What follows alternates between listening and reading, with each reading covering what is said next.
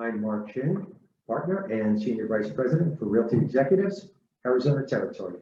Welcome to Mark's Minutes Video Library. These videos are intended for the exclusive use of our agents.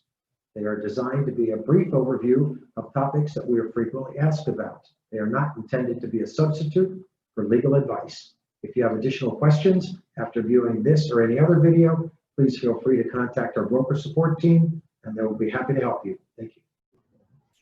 Hi, welcome to Mark's Moments. Today I'd like to talk about the buyer-broker agreement. It's actually called the Buyer-Broker Exclusive Employment Agreement. It's a contract for services agreement, similar to the listing agreement that we signed. And we want to make sure that it's completely filled out in order to be enforceable.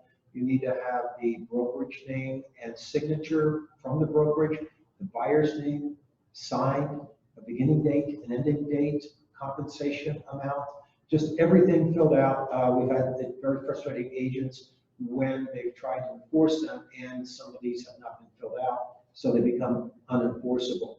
So if you are an agent and you come across a buyer and you discover that they have a buyer-broker agreement with another brokerage, you need to refer them back to that broker to continue working with that broker.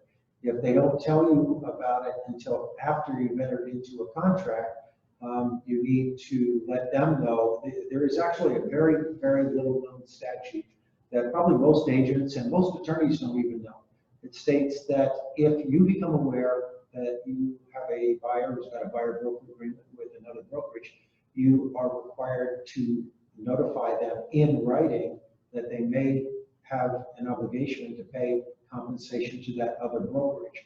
So you want to be real careful that the buyer doesn't end up, maybe buying a home for you and then being stuck with the brokerage fee to another brokerage. So with the buyer broker, you want to be careful with that.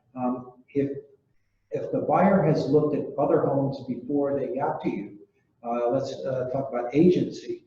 The agency they have with that other agent is limited to the homes that they've seen with that agent. So if they don't have a buyer broker, I would suggest trying to get one as soon as possible with them so that you will not only have an agency relationship with them, but a contractual obligation so to make sure you get paid. But we've had recent situations where another brokerage tried to claim that they had an agency relationship with a buyer, but that was only to the homes that that agent had showed them. Our agent showed them a home that was not shown by another agent from another brokerage, so that agency did not extend to the home that our agent showed them. So just be careful. Ask if a buyer's been working with another brokerage or another agent.